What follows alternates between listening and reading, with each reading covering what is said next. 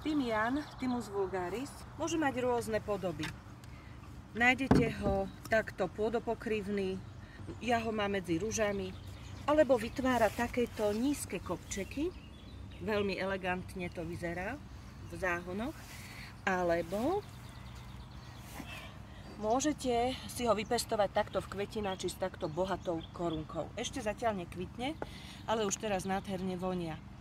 Tymián má vynikajúce účinky na všetky problémy dýchacích ciest. Upokojuje draždivý kašel, pomáha slizniciam zbaviť sa takého nánosu tuhého hlienu. Zároveň je dezinfekčný a veľmi silno protizápalový. A má nádhernú vôňu samozrejme, takže nielen na dýchacie cesty, ale napríklad aj do kúpeľov, na obmývanie rán zvonku je takisto vhodný a určite by nemal chýbať vo vašej záhrade.